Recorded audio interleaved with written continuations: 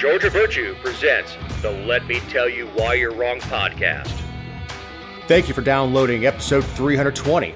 This week, we have some election wrap-up, a liberal ousted in the Northwest, obey your master of tickets, cleaning up, riding the storm out, and the travel season kicks off in a big way.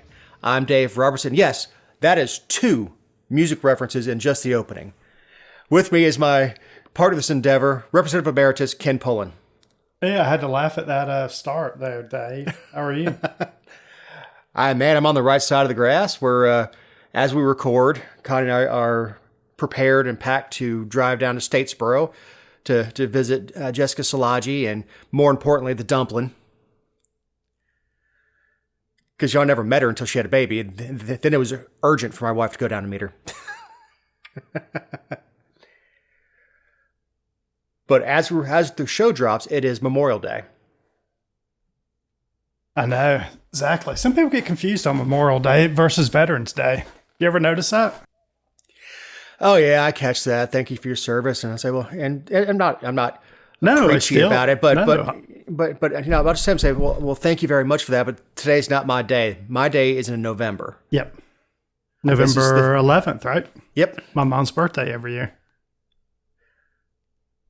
It's good. It's a good thing you're not a veteran because she'd have to call and congratulate you, and you have to call her and wish her happy birthday. No, but you're right. This show drops to this Memorial Day to honor the soldiers who died while serving the nation. So, very. Yeah. I got an opinion question for you. Sure. What is the proper greeting for Memorial Day? You mean like Happy Memorial Day, or yeah? Oh yeah. I don't think. Yeah, I don't like happy. Yeah, I don't like Happy Memorial Day. But I don't want to say, you know, just say enjoy your free Monday off. I know. I don't know. I've actually wondered about that before. Is what's the best way to? Yeah, you could say Happy 4th of July. Yes, you can, because it's a festive day, right? Yeah, Memorial Day is more of a solemn day. Day. Yes, Happy Veterans Day. I hope your back and knees get better. I don't know. I don't know what the. Again, it doesn't offend me if someone says Happy Memorial Day. It's just that I think in our vernacular we just don't have a better. What are you gonna say? Have a solemn and dignified Memorial Day. Yes, I don't. Yeah, you're right. I don't know the best way. I really don't. I mean, I guess as you're grilling out, it's nice to before you sit down and eat and you pray and you say, you know, big thanks to everybody who made this day possible and grants us what little freedoms we have left. Yep. So, as far as the men and women who fought to secure our right to free and open elections, let's get some highlights around the state. It was, wow, kind of what a Tuesday it was last week. I know you've talked a lot about your sheriff's race, and I didn't even look to see who won. So won't you give us an update on the sheriff's race up where you live and the county, too? Because I always get confused what county you're in. I'm in Paulding. Yep, Paulding. That's what I thought. Yeah. Ashley Henson won the race. I did interviews with both Ashley and Chad. What was the numbers? I don't remember. They were close enough, and they both handled the race as gentlemen. Was it in the 50s, though? Was it like 54, 55, 45, or was it more of a blowout? I glanced at it and saw. I probably could ask ChatGPT who won, and it would tell me in about 3 seconds. Yeah, they probably give you a computer generated picture of Ashley too. Exactly. No, the race didn't get too ugly. Some supporters said some stuff. I have a hard time blaming the candidate unless I can trace it back to him. Yep. But Ashley, who had to quit, he was a lieutenant. He had to quit in order to run. Was hired the day after the primary because there is no Democrat running. Okay. I have no idea what his position is. He was public information officer. I assume that he'll be put in some sort of command position at this point. And in January, Paulding County will get a new sheriff the first time in 20 years, I think. Wow. It's a big deal. So I heard this look, I don't want to derail us much, but I heard this story over the weekend. We were talking about sheriffs. And so down in Henry County, which is just north of me, the commissioners used to peg their salary to the sheriff's salary. So every time the sheriff got reelected, they get a $5,000 bump in pay, among some other things. But so every time the sheriff got reelected, the commissioners got an automatic increase in their salary. So this sheriff was retiring, like what happened in Paulding County, and the commissioners all of a sudden said, oh, crap, we're about to lose a bunch of money because when the new sheriff comes in, it resets, which is kind of weird anyway, right? Because you can have a sheriff that's making $100,000 a year because he's been there a long time. New sheriff comes in and he's making $60,000 a year doing the same job. Well, anyway, these commissioners said, oh, crap, what are we going to do? We're about to lose a bunch of money. And they came out and passed a bill that said they were going to freeze their salaries. And they went out talking to the people in Henry County and said, look what we're doing. This is great. We're never going to take another pay increase. We're going to freeze our salaries. How smart was that? Creative. Creative, sneaky. All of the above. And look. That's a true story, by the way, if you want to look that up. I didn't just make that up. But yeah, they figured they were about to lose a lot of money because the new sheriff was coming in. Which I don't agree with how they pay the sheriffs. I think it's sort of a problem. If you served in that position 20 years, there's a set of requirements you have to do as a sheriff. I'm not sure that the pay should be that much different depending upon how long you served. Maybe tie it more into length of time in Georgia law enforcement. Yeah, that could be it too. Ashley, who won, has 22 years experience within the Paulding County Sheriff's office. Yeah, he's probably taking a pay cut to take this job, I bet. Yeah, Chad has 27 years. And I bet both of them would take a pay cut to be the sheriff of Paulding County, unless you all have some kind of supplement on top of what what it says. I don't think so. I'd have to look up Gary Gulledge's salary because I know he was the same way when he took over sheriff. He had to get pay raises. I don't know. I would assume any county, and Henry County is a big county. Paulding County is a big county. We're 120,000 residents, I think. I mean, I think that's every bit of a six-figure job. So Gary it looks like they estimated Gary, I'll have to look up his salary. It looks like mid. I'll look that up. It's interesting. I think it's weird that, when you come in, you just reset and it saves the county quite a bit of money if they have a sheriff change. But I'm not sure you still have the same duties. You have to manage the jail.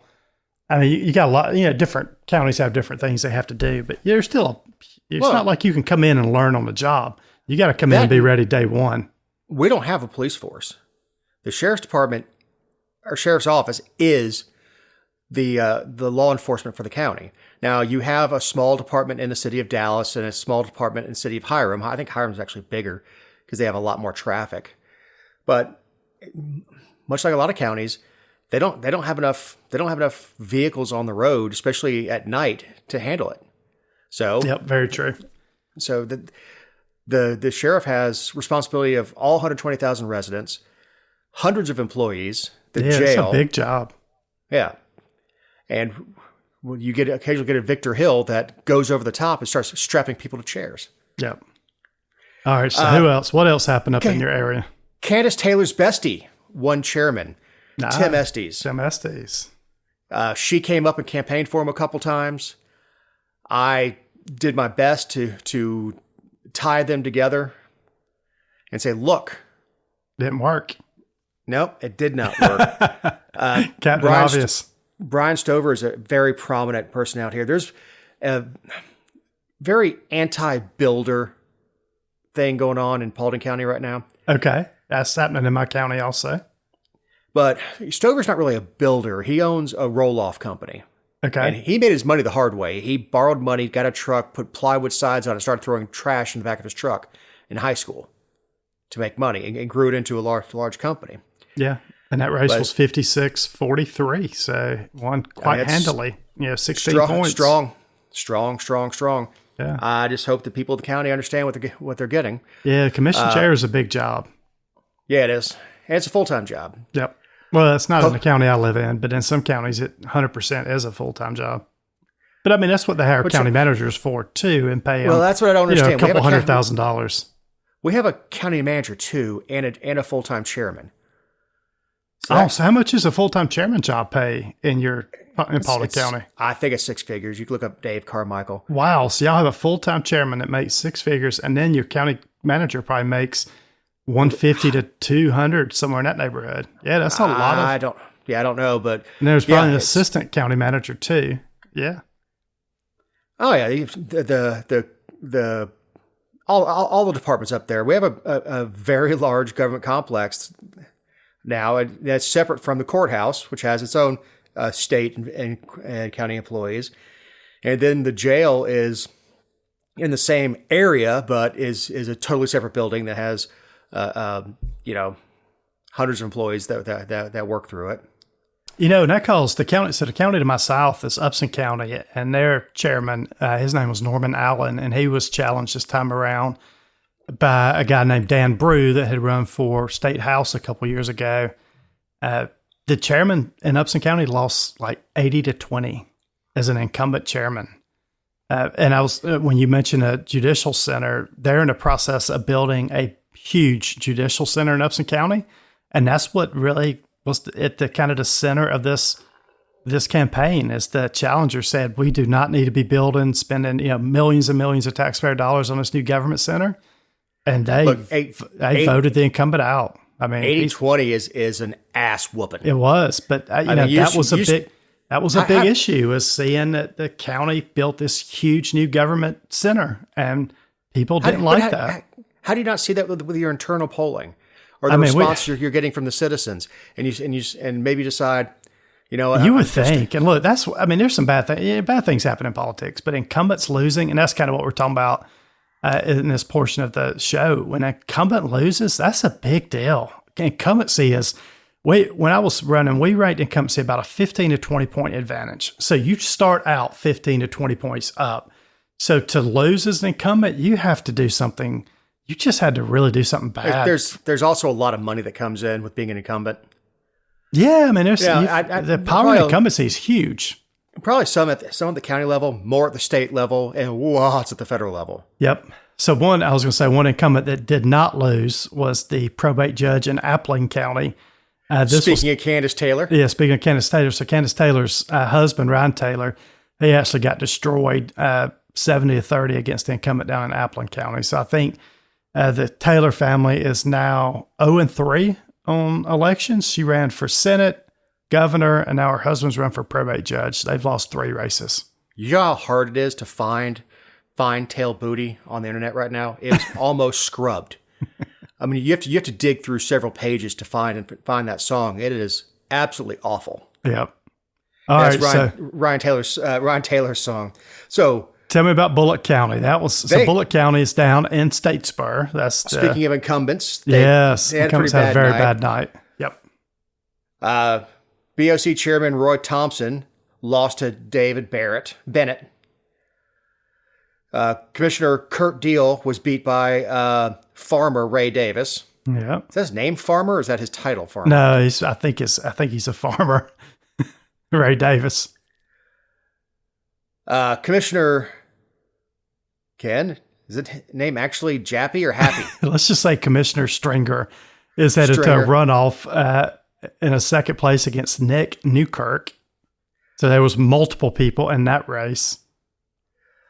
Sheriff Noel Brown was the only challenged incumbent to win re-election. Yeah, which is amazing, right? Oh yeah, I mean, you get to a point, especially down in Bullock, if you're in Statesboro, you have over the last, I'm going to say 5 to 10 years, seen a huge increase in crime. Mm-hmm. And look, Statesboro's doing great things. The Blue Mile is very nice. Get some decent hotels for being in a college town. They're not getting torn up. They do a good amount of tax business through those hotels because every team that comes through there, and I'm not talking about just Georgia Southern football. I'm talking about the chess team. If someone's there, they have to rent rooms. It's a huge economic boom, and we're seeing murders, muggings, attacks at places where students live. Yeah, and I think that as that news gets out, what people are seeing is, one, it's unsafe for us, and two, parents are going to be less likely to send their kids to someplace or rent an apartment somewhere where there was a damn murder. Yeah, and other things down there. I mean, it's unusual for all the incumbents almost to get beat, but they said down there, which is happening across the state, is there's massive property tax increases. We've seen that in my area. They had that Hyundai water deal where Hyundai was trying to get water rights down in that area, and the state, local commissioners said no, and the state stepped in and said, you got to give Hyundai this water. They have no plan for managing the growth. And then when questioned, and you see this everywhere, is whenever incumbents are questioned on any of this stuff, they act like jackasses.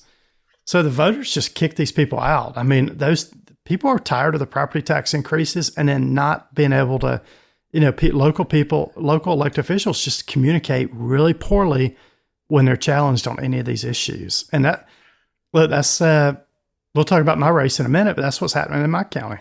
Well, and that's very similar to what happened in our our chairman's race. Is Brian Stover was treated as an incumbent because he had been post 4 commissioner for 6 years and had to step down and all that stuff. By the way, his seat is going to a runoff. But I supported Brian Stover. He's super smart guy, hard worker, lifetime Paulding resident. But out here, it's two things, or it's a couple of things. One, they're unhappy with the tax increases. The other is they're upset with the building. Yeah, that's true. So, and there's no logic behind what they're saying, is because if you put them on the spot and say, "Are you saying that you have the right to tell somebody else what they can put on their own property?" They go, but we don't need it. I said, didn't ask what you want out here. Do you think you have the authority to tell somebody to do with their own land? I know it really comes down to private property rights. It's this continual struggle between states or the county and local people and private property and what you can and what you can't do. I was going to say real quick, I had this builder in my area tell me a story the other day. It said he was out on land that he owns. He had his tractor out pulling up stumps, and the local guy, the permit guy, rode up, stopped him, pulled him off his tractor and said, "Did you get a permit to do this?" And he's like, "What in the hell do I need a permit for to pull up stumps on my own property?" And that's what's happening everywhere. You've got schools on camera tickets that have made everybody mad. You've got these permits are out of control for business owners. You've got property taxes going through the roof, and people are getting tired of it. And then the counties are building new judicial centers, right? And they're spending all this money on infrastructure for the people that work in the county. And people just see that and they're like, yeah, we're kicking those people out. Well, our county did it right. Our outgoing sheriff, Gary Gullidge, really, really good man and proper steward of the taxpayers' funds. He refused. The BOC said that they would build his justice center for him. Said, no. Right. Because I want it to be on the ballot. Yeah, good for him. And the voters gave him the building. So who else lost? Let's ready to spike the football for the Georgia Virtue. Jessica wrote a lot about this story. I don't know if Georgia Virtue Jessica wrote a lot about the judicial circuit down there, who was headed by District Attorney Daphne Totten. She actually lost to challenger Robert Busby, who gathered 64% of the vote. So that was a 28% butt whooping down there. That was absolutely a whooping. Yeah. Hey, look, what Jessica wrote was not personal. No, it wasn't personal. It was just the facts of what was going on in that judicial circuit. And people have the right to know, and obviously we have a free press, but you need to know what's going on in your government. You need to know that you've got a DA and ADA that lock people up for years with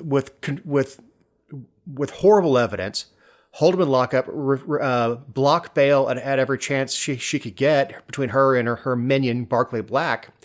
I shouldn't say that too loud. I'm going to be down in her judicial circuit this weekend. I'll just be in jail till January 1st anyway, because then I actually get an ADA, our ADA I can work with. But it's amazing to me that I think she's got her feelings hurt. I'm like, no, you threw innocent people in jail, and if they weren't innocent, You botched the case so bad that you let rapists and murderers out back on the street. So which is it? It's a good riddance to her. You know what? Next week or January 2nd, she will be a defense attorney.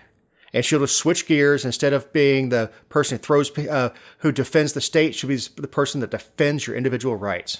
Yep. It's a good riddance to her. Up towards my area, Congressional District 3, we got Brian Jack, who was the Trump endorsement, and Mike Dugan, State Senator Mike Dugan, earning a runoff. I think a lot of people were surprised. Mike Crane came in a distant third in that race. There were 5 or 6 people in that race. I think State Representative Philip Singleton, he came in last in that race. There was a lot of surprises there, but that also shows the power of still President Trump's endorsement. Brian Jack got 47% of the vote, almost won that thing without a runoff, which was amazing with 6 people in the race. It'll be interesting to see how the other, I say challengers, but how the other candidates break down with their support, because they're not running against an incumbent. I think Brian Jack will probably win this thing pretty big. I think the people will get behind Trump's endorsement at this point, but it'll be tough for Dugan to. It's going to be a tough road to hoe for him. Yeah, it's going to be a very tough road to hoe for him. But I like Mike Dugan. He's a nice guy. Met him quite a few times, and he's an Army guy also. He was a Ranger. Yep. And I was going to say a couple other surprising stories. Incumbent Democrat out of Cobb County, State Representative Terry Nulowitz lost to a Democrat socialist goes by the name of Gabriel Sanchez. I mean, this guy, hardcore Democrat socialist, beat a very moderate, I would think Representative Nulowitz describes herself as a moderate Democrat. So that's a huge story. And it also gives Republicans a lot of ammo in their quiver in November to say the Democrats in Georgia have elected a Democrat socialist to office. So that just fuels the fire for Republicans, helps them out. And then down in my area, incumbent Republican Lauren Daniel lost to Republican Noel Kahan, I think is how you say her name. She was endorsed by the GRA. That was a huge shock. She raised over $100,000 for this race. I looked at her campaign disclosures today. Red Speed, the Schools on Camera people gave her $3,000. All the state reps were giving her thousands of dollars. So that was a big time shocker for her to lose. And Ken, how important is a single vote? Yeah, well, I was going to say a couple stories real quick. Yeah, I won my race by 1 vote, but we're in a runoff. So we had 3 people in my race. The incumbent got about 20% of the vote, and not the incumbent, one of the challengers got about 20% of the vote. The incumbent, Jason Proctor, and then myself got right around 40% of the vote. I won by 1 single vote. So we're headed to a June 18th runoff. And then Stephen Sands, who is a state representative down on the coast, he's in a runoff. So that's another incumbent that could go down. If you don't get but 50% or a little less of the votes as an incumbent and you're in a runoff, you're in a lot of trouble. I'm going to use a sports analogy. Incumbent sort of like a baseball team. Here's my analogy. You ever watch a game where they're facing a pitcher who's just amazing, and your team's not losing by 1 or 2 runs, and you're just hoping, let's get to the bullpen, get to the bullpen, and we can beat them. That's the same thing. If you can drag out the fight long enough, yes, you got a great chance. Get the incumbent in a runoff. It's no longer about money. It's about ground game and getting those votes out.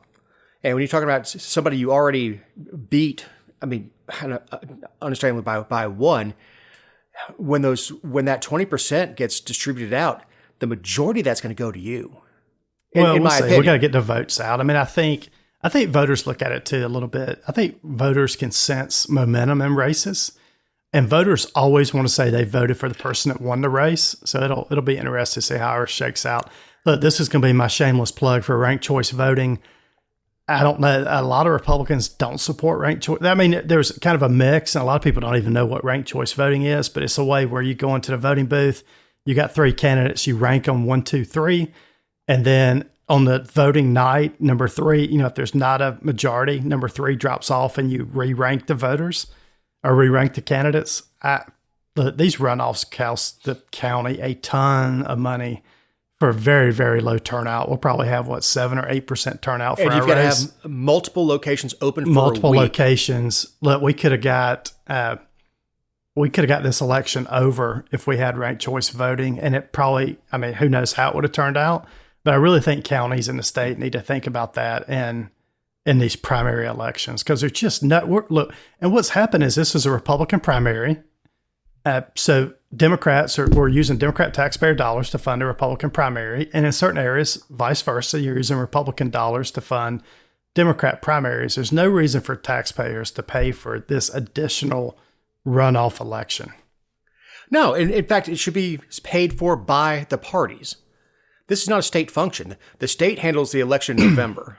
I mean, I agree with that. I think people aren't ready for that, but I agree that the state taxpayers should not pay for deciding who the Republican and Democrat nominees are for the November election. It's a way of keeping third parties out.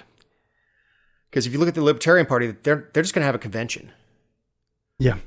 They'll pick whoever's going to run for governor or president at their convention. It doesn't cost the taxpayers anything. So, yeah, and I think there's more momentum for ranked choice voting. They've got ranked choice voting now for overseas absentee ballots. The military does ranked choice voting, so they rank the candidates just because they know that it's a shorter time period between the primary and the runoff. So ranked choice voting is already being used for that. And I think I think you let a couple of these like Republicans like Stephen Sands, if he loses his election or he wins by just a couple votes in a runoff, he'll go up there and introduce legislation. More people are getting on board with this concept. Yeah. And look, it would be hard for me to believe in your race that if there's an anti-incumbent movement that those other votes would have gone overwhelmingly to the incumbent. It's just I probably would have won if we would have ranked choice voting because I think the third place guy, his voters, I would have been probably number 2 on their ballot. But yeah, it's at least 75%. Yeah, enough to win, I would think. Yep, I agree. And look, just because you have the ranked choices doesn't mean you have to use it. I skipped a bunch of races. Oh, I did too. I hardly vote on anybody that doesn't have a challenger. I don't like giving people my vote if they don't have a challenger. It depends on who it is. Like Joseph Gullett, yes. Yeah, I'd give Joseph my vote, but some don't. Some don't get my vote. I mean, look, I'll vote for Margie Green in November, but she was unopposed. I mean, I just skipped past that race. I love how the machine tells you your ballot is incomplete. If you don't vote on everything. I'm like, no, it's complete. You think it's incomplete, but it's complete. No, I didn't forget. Oh, there's a school board race out here, and neither person earned my vote. I didn't like what either one of them had to say, so I just skipped the race. Yeah. I don't think there's anything wrong with that. And we can see that in the numbers when you look at by county. Yep. The disparity of it doesn't just come straight down the ballot. You can't just do straight math, but you start to see there's a fall off. And when you see in a race that had 2,000 people voting and only 1,500 voted in that race, there's a quarter out there who didn't like either candidate. Do better. All right. This is not Georgia related, but campaign related.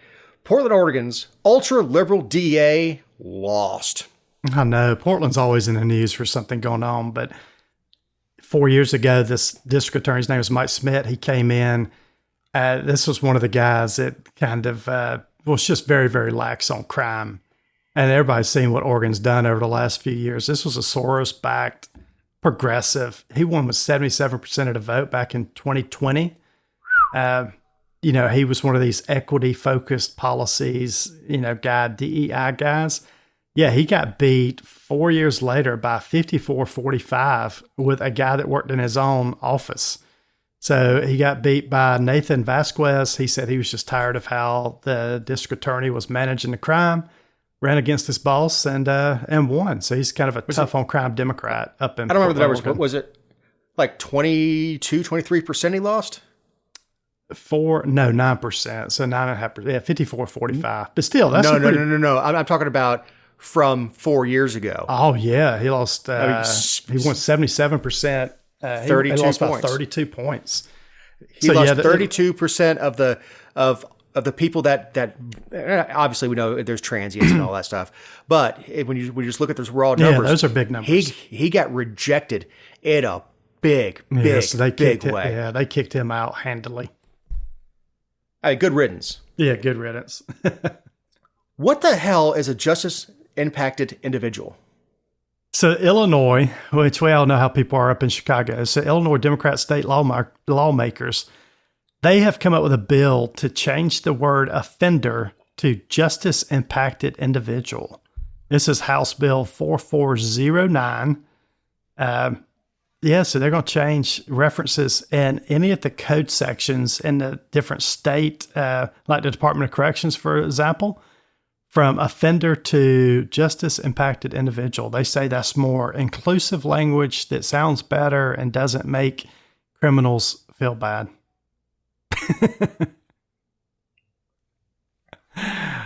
They are going to that they're pulling the pendulum further and further and further back.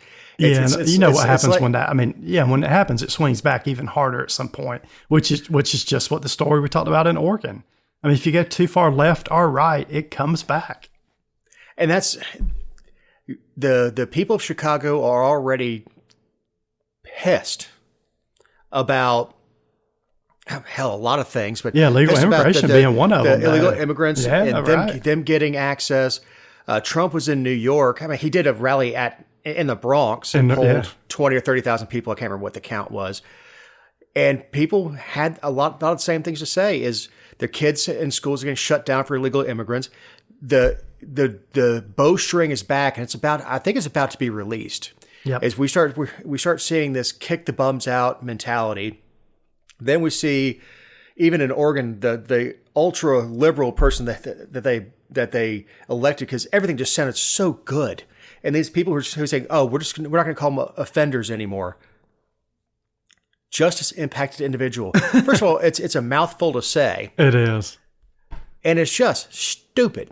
Yeah, and they're going to keep doing this stuff, and the people who are adversely affected by justice impacted individuals are not going to be happy about them getting a warning from the judge saying the offender, and like, no, we don't use that language in Illinois anymore. Right. All right. So Ticketmaster is in the crosshairs.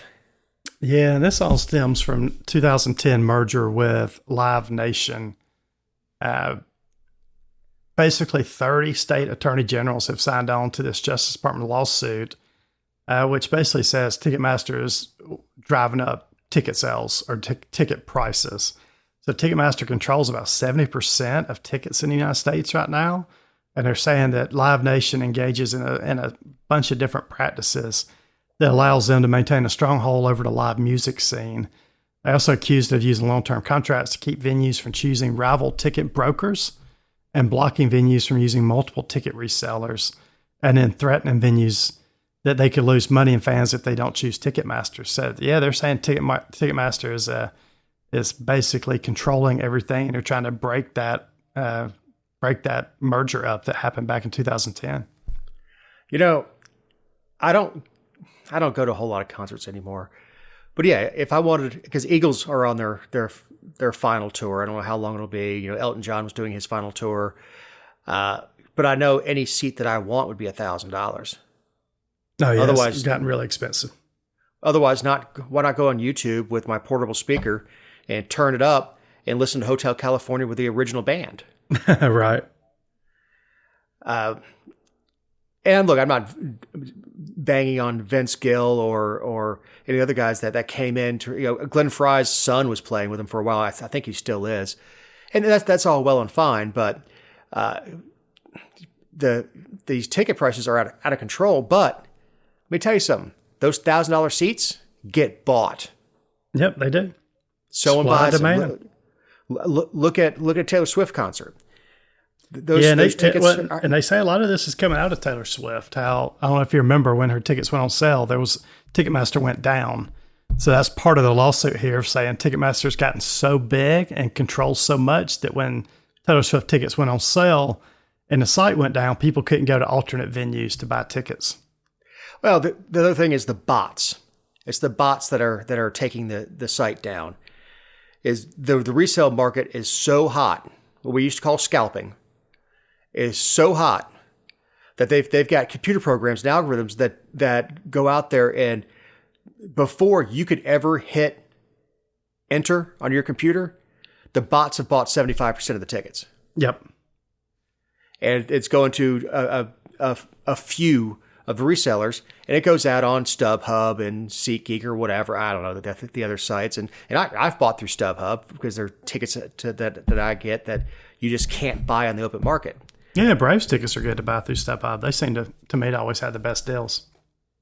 Well, yeah, and you get it right on your phone, scan it, and all that stuff. I still miss having my ticket stub ripped and having something to keep it, put in a frame with a picture and all that stuff. But yep. I'm old.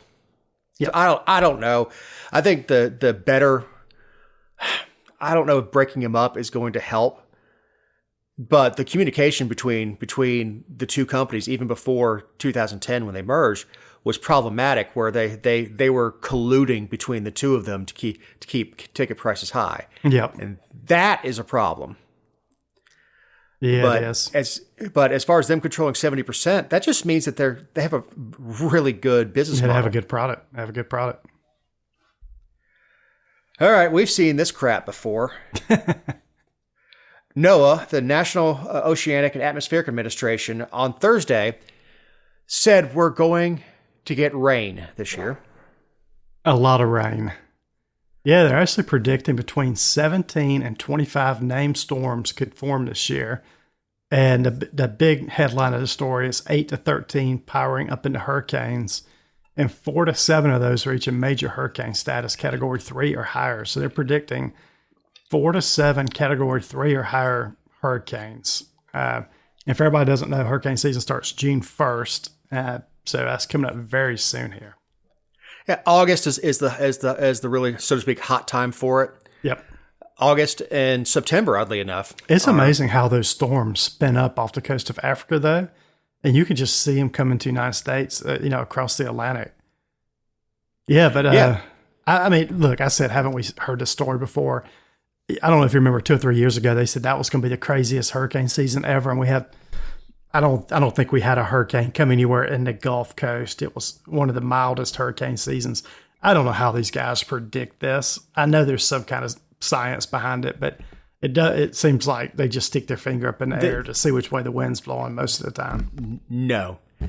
As NOAA reports ultimately to the executive branch, it's an election year. Yes. And when you release something like this, you're drumming up climate change stuff. Is you start saying that somehow me putting refrigerant into an air conditioner is causing a storm off the coast of Africa. That's what this is about. Because even in the article, it mentions increased temperatures in the Atlantic. Yep. So it's already built into the story. So this will be sliced and diced and put into campaign ads for Biden or whoever takes his place at the convention. I don't know. You're still on that kick. I'm not on that kick. Just the worse and worse he does, the more I think that they're just gonna.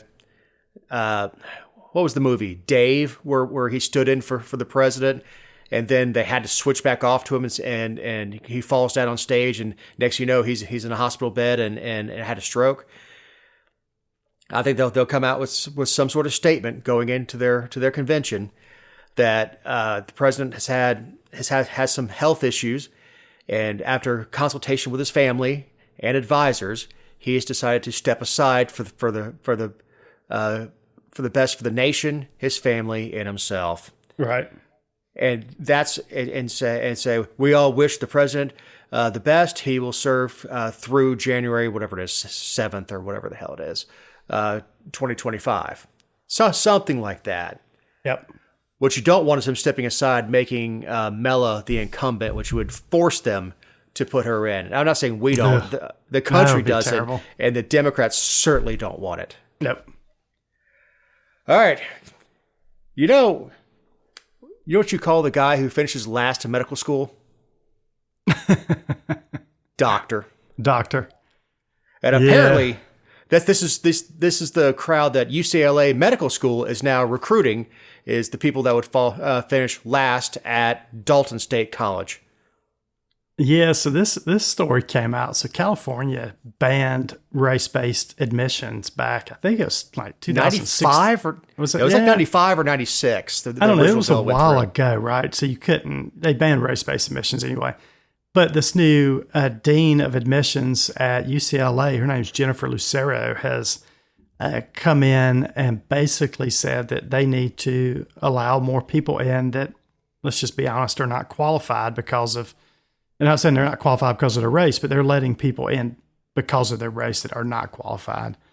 And as part of that, UCLA's dropped from 6th to 18th place in the U.S. News and World Report rankings for medical research. They said in some of the cohorts, she admitted more than 50% of the students that they're admitting fail standardized tests on emergency medicine, family medicine, internal medicine, and pediatrics. So they're letting doctors get through their program that are failing all these tests. It's going to kill people, though. I mean, I saw Elon Musk commented on this article on Twitter and said they are going to kill people because of DEI at these programs. The problem comes in when you see a diploma on the wall, because now we can all research the doctors we go to. For my knee surgery, we researched to find the surgeon who had the most experience with the knee surgery, did lots of research on him, all his credentials and all that stuff. And up until now, like if I saw UCLA, I'd be like, UCLA Medical, oh, that's an outstanding school. I don't care if you went to San Jose College to get your bachelor's. If you got your MD at UCLA, you know your stuff. Right. And we're going to see this. We're going to see this with the Ivy League schools too. I mean, Emory, that's gold standard in Georgia. If you see if you look your doctor up and they got the degree at Emory, like, oh, that's a smart person right there. Yep.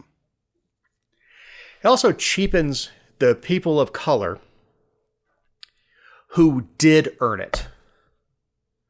It does. Who did the work, who had honestly with intelligence, it's God-given. Your memory and intelligence, a lot of it's God-given. Knowledge is earned. So somebody who's able to process that information and worked super, super hard to make that happen. And if they happen to be a person of color, there's going to be anybody who's read this is going to have a little seed in the back of their mind, like, was this guy DEI? Yep, that's what happens when you have these policies. And this isn't going towards Indians. This is specifically targeted at Latino and Black Americans. Yeah, and there's been a steep drop in Asians that have been able to get into the UCLA program as part of this. And there are a lot of Asians that live in California. Yep. So even when you look at population numbers, that there's a large population of Asians that live in California. And it's a shame that qualified students are off to the side, having to go somewhere else, and unqualified students are taking their place simply because of their pigment. I don't want a doctor that got we'll give you a degree. No, no. If that guy has barely got a C- average in school and he does marketing, fine. If he's doing laser surgery on my prostate, I prefer not. I agree with you. I mean, it's just the medical professions. You're going to do a lot more research in the future. Because I've always gone to a doctor and just assumed that the doctor was top notch, top tier, but I can't make that assumption anymore. So you really are going to have to start researching who you go to a lot more. Well, I'm relatively certain when I go to a doc in the box, I am not going to a Johns Hopkins educated physician. I know what I have. I just need someone to give me antibiotics. You just need a steroid shot and a Z-Pack. Yeah, but when I have my shoulders rebuilt, no, I'm going to an expert in the field. Right. When I have my knee rebuilt, I went to an expert in the field because that involves the quality of the rest of my life, not the quality of me fighting off a cold for the next 10 days. Yep. This is a good time to remind you that these are our opinions and not those of anyone, not on the show or any respective company for which we may work, own, or otherwise associate ourselves with on a regular or irregular basis. Also, you can find other episodes and awesome stories over at thegeorgiavirtue.com. And if you don't think the press changes things, ask Daphne Totten. Exactly. Kenny, you got the mule. I do. I thought it was funny. I thought the story was funny. So the mule this week is AMC. This is AMC in the movie theaters. So if you tune in on AMC Plus now and you pull up the Goodfellas movie, you've probably seen Goodfellas. Oh, yeah. Great movie, right? About the mob. So you tune into this, you will see a disclaimer at the beginning that said, this film includes language and or cultural stereotypes that are inconsistent with today's standards of inclusion and tolerance and may offend some viewers. The book was written by one of the Goodfellas. It was written by a wise guy. It's an incredible movie. If you haven't it's a seen fantastic movie. The cast is amazing. I think about that movie every time they talk about throwing Trump in jail, with them sitting in a private cell, making pasta sauce and stuff like that. Oh, the pasta sauce. He's got the big T-bones, throwing them on the grill.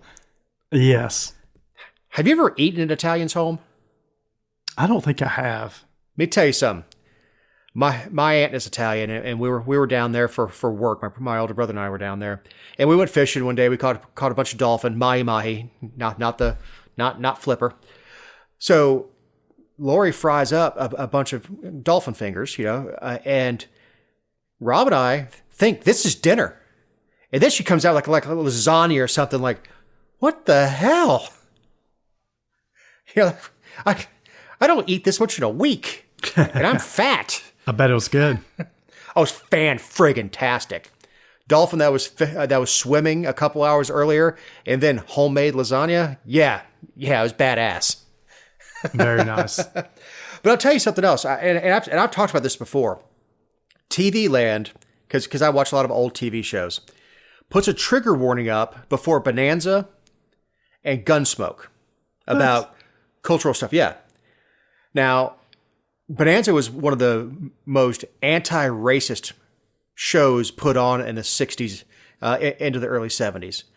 It was defending immigrants. There were several episodes about defending Chinese immigrants, about a black guy comes to town and the Cartwrights take up for him and whatever.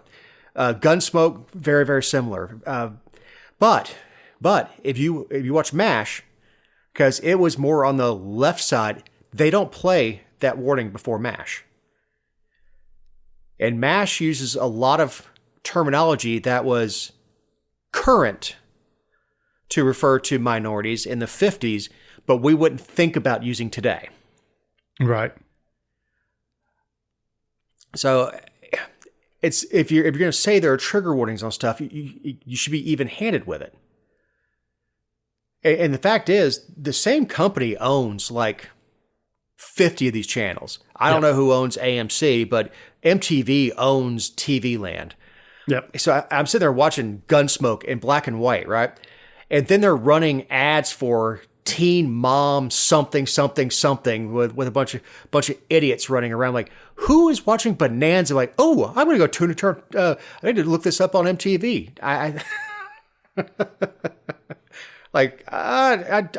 think you're missing your market there. I know, it's crazy. So you going to the airport this weekend? No, not going to the airport. Good grief, but everybody else, I think, in Georgia is.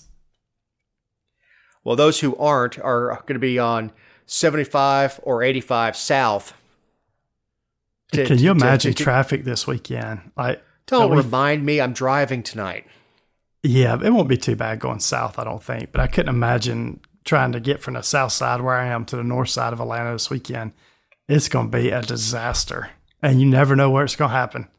Just one little accident or wreck, and it shuts down the whole thing. I was telling you before the show, you and Eric, that I voluntarily taxed myself just so I could use the Peach Pass to get from Hampton down to Macon. Yeah, that's a really good use of it. Yeah, Man, we've got a Peach Pass. It gets a little expensive at times, though, but, with man of your money, it should be fine. Yeah. Now, I have said, I've been on 85 North going into Gwinnett, and I didn't have the Peach Pass at my time, and it was like 50 cents a mile. I'm like, I'll pay you $5 a mile. Get me out of this traffic. Yeah, I would too. But no, the story is this Memorial Day is breaking travel records. And I think we almost hear this every holiday, it seems like now, that more and more people are traveling, but it's just true. People are just out and about. And I have a tough time. It's just COVID. They said COVID sort of reset everybody's mind on travel.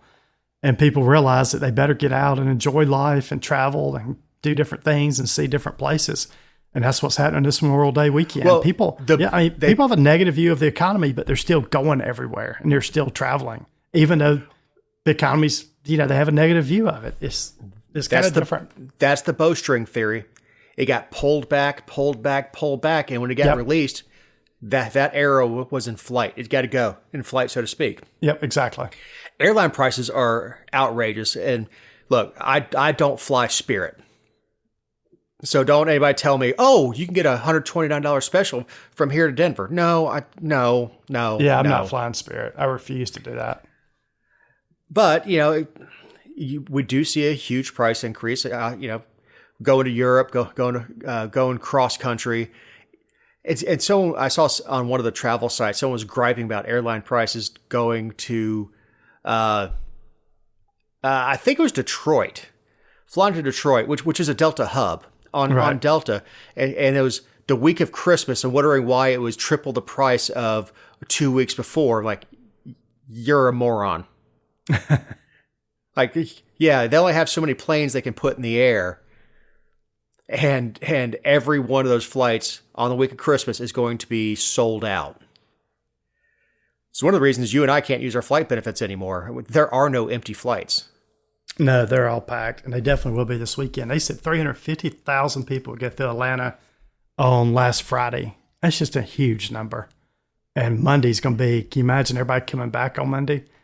Well, we better hope for good weather, because when these travel days happen, if you ever have like thunderstorms, it just cripples the airports. Oh, yeah. Look what happened. Oh, it's happened several times. But how much beer do you think is going to be sold to this weekend in the airport? What do you think the chances of getting the Sky Club are? 0. I mean, look, I have access to the Sky Club, but there's a line of people waiting to get in there. And honestly, I like the Sky Club when it's quiet, because it's a quiet place. Just kind of get out of the airport noise and go have a drink and maybe a nosh. The food's not good enough to wait an hour to get in there. No, it's not. The food's not that good. It is what you would expect at a corporate catered affair. Finger sandwiches, that kind of stuff. But it's not. I'm on several, like I said, several travel things. One's Delta, about Delta Sky Miles life. And people are like, oh, the food at this club's really good, or the food here was lackluster. I'm like, I don't go there for a gourmet experience. I go there to have a quiet place to sit that I can watch the monitor or watch it on my phone and see when my flight's about to board. Have a cocktail, and if I'm hungry, grab something that's edible. But I don't expect, chops. Yeah, I never go in there. Not that I have access, but I've never even. I don't know. I like sitting out, finding somewhere among the commoners to sit. You wouldn't be able to find that with that many people coming. Yeah, that many people going through Atlanta, there would be people sitting in the floor. Yep, it'll be difficult. Yeah, there's nowhere near as many seats at the gate area as there are on the airplane. The only good thing for space is, outside of special exceptions, your family's not with you saying goodbye at the gate. They're not in the way. But if you're getting dropped off curbside by a family or friend, and you're going to stand there, get your bag out of the trunk, and stand there, hug them, and talk to them. Oh, I'll see. No, you're an a-hole. Move. Just the traffic of vehicles and the parking's could be an issue. Right. But, the city would be half empty this week, which honestly is great for me because I can actually move around and do what I need to do, which is go fix air conditioners. It took me to get from East Cobb to West Cobb yesterday an hour and 20 minutes, and that's within the county. Yeah, that's terrible. I mean, I know Atlanta's an hour from Atlanta, but good Lord. Yeah, that's terrible. All right, Kenny, as we're running short on time, what have you got for closing thoughts? Well, my wife's out of school now. All the kids are out of school in most counties around Georgia. And I wish everyone graduating a happy graduation. Be careful this summer. Congratulations, high school graduates. You have done the minimum necessary to survive in our society.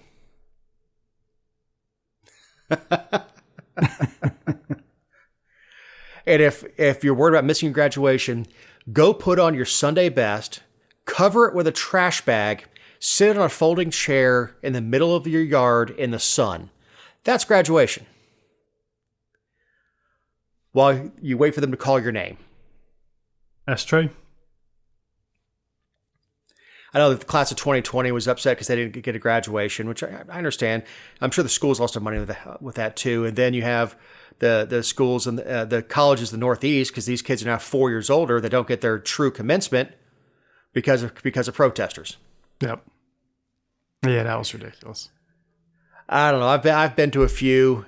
It's not my gig to sit in metal stands that when it's 90 degrees outside, 1,000% humidity, and something halfway decent, halfway nice to wear to, show respect for graduation, and sweat. I mean, I could do that at work and actually make money, not have to go and give a present. Yep. All right. So if you like what you heard, please like and share us on the socials, inflict us on your friends. For Eric Cumby, the editor who turns our audio into something you can listen to, for Ken Poland, my part in this endeavor, I'm Dave Roberts. Have a great week. I've been running from the law. Hope they won't shoot me down soon. They sing on a sleepless night. Try to catch me howling at the moon.